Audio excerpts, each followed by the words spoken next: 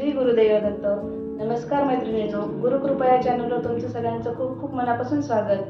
आज या व्हिडिओमध्ये आपण पाहणार आहोत केशरी पिवळ्या गुरुवारचं व्रत कसं करायचं, किती गुरुवार करायचे, त्याचं उद्यापन कसं करायचं, त्याचा विधी काय असतो आणि पूजा कशी करायची. चला तर मग पूजेला सुरुवात करूया.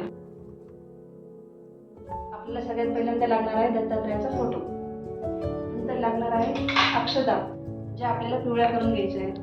नैवेद्यासाठी गूळ, फळ पिवळंच लागणार आहे. एक हळकुंड, बदाम आणि अशी सुपारी घ्यायची, पिवळी जी असते कलरची. काळी सुपारी घ्यायची नाहीये. खोबरा घ्यायचा आहे हा असा, आणि हरभऱ्याची डाळ घ्यायची पूजेसाठी. 5चा बंदा किंवा 10चा बंदा जो तुमच्याकडे असेल तो चालेल, असा बंदा घ्यायचा आहे. 5चा कॉईन आणि पोथी आहे पूजेची. पूजा विधी सगळं याच्यात आहे. आपण काही पण सगळं सांगू शकतो याच्यातून कोणाला पण. आणि माझ्याकडे गाय आहे, ती मी पूजेमध्ये ठेवते दरवेळेस. तुमच्याकडे असेल तर तुम्ही ठेवू शकता, काहीच प्रॉब्लेम नाही. दिवा, तुपाचा दिवा, तेलाचा दिवा. चला तर आपण पूजा मांडूया. एक रांगोळी अशी काढून घ्या. रांगोळी काढून झालेली आहे, आपण पूजा मांडूया. पूजेसाठी मी अशी 2 पानं घेतलेली आहेत. त्याच्यावर एक हाकुंड ठेवते आणि बदाम ठेवते आहे. ठेवून घेऊया आपण. आणि पूजेसाठी असा चौरंग ठेवला आहे, त्याच्यावर असा पिवळा पीस टाकलेला आहे. आता आपण हरभऱ्याच्या डाळीची रास घालणार आहोत इथं. पूजेसाठी हरभऱ्याची डाळ घ्यायची आहे. आणि हे 5 रुपयाचं कॉईन आणि खोबऱ्याचं. खोबऱ्याला थोडी हळद लावून घ्यायची आहे आपल्याला.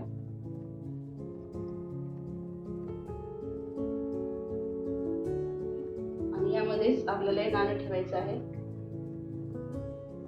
तुम्हाला जे फळ मिळेल ते तुम्ही घेऊ शकता. आज मला इथं पपई आणि केळ मिळालेलं आहे, मोसंबी पण आहे माझ्याकडे, तर मी ठेवते आहे. तुम्हाला जे फळ तुमच्याकडे असेल ते तुम्ही ठेवू शकता.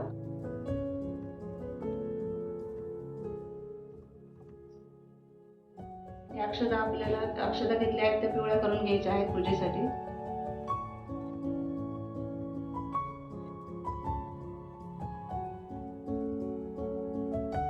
या सुपारीवरच त्या अक्षदा टाकून गणपती म्हणून सुपारी ठेवायची आहे.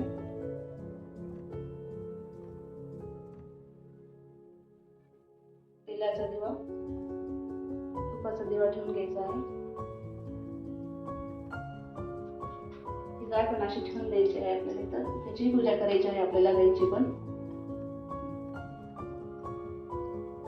ही पूर्वी ठेवायची आहे जी माझ्याकडे आहे. तुम्हाला कुठल्याही धार्मिक पुस्तक ग्रंथालयावर मिळून जाईल. तुम्ही फक्त केशरी गुरुवारची पोथी सांगायचे, ते देतील तुम्हाला, तशी मिळते तिथे. यात केशरी गुरुवारची कहाणी पण आहे. आपण दिवा लावूयात आता आणि सगळी पूजा करून घेऊया.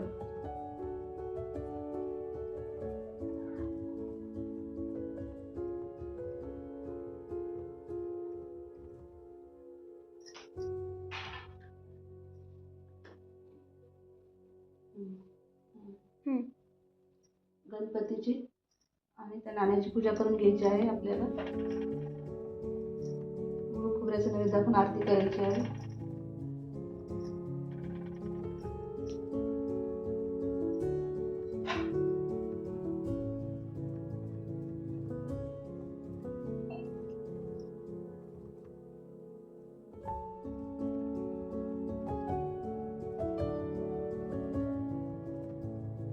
आपला पूजा विधी झालेला आहे. आता हे गुरुवार किती करायचे, हे 5 गुरुवार करायचे आहेत आपल्याला. सकाळपासून संध्याकाळपर्यंत उपवास करायचा आहे. आणि उद्यापन कसं करायचं, उद्यापन 5 गुरुवार झाले की 6व्या गुरुवारी उद्यापन करायचं आहे त्याचं. आणि यथाशक्ती ब्राह्मणाला तुम्हाला जे घडल ते द्यायचं आहे. म्हणजे हरभऱ्याची डाळ आणि गूळ तर द्यायचंच आहे, पण तुम्हाला सवळं देणं झालं ब्राह्मणाला कद ते देऊ शकता तुम्ही. नाही झालं तर प्लीज चव दिला तरी चालतो. पण यथाशक्ती हरभऱ्याची डाळ, गूळ आणि एक वस्त्र द्यायचं आहे. त्या वस्त्रामध्ये तुम्ही काही पण द्या. असं उद्यापन साधं आणि सरळ सोपं आहे. हे व्रत कुणीही करू शकतं, कुमारी काय करू शकतात. असं काही नाहीये की फक्त सुवासिनी बायकांनीच हे व्रत करावं. हे व्रत कुमारिका सुद्धा करू शकतात किंवा पुरुष मंडळी सुद्धा करू शकतात. आता याच्या आधी तुम्हाला जर काही कल्पना मनामध्ये असेल किंवा शंका असेल, तुम्ही मला कमेंट करून सांगू शकता. व्हिडिओ आवडल्यास लाईक, देवदत्त.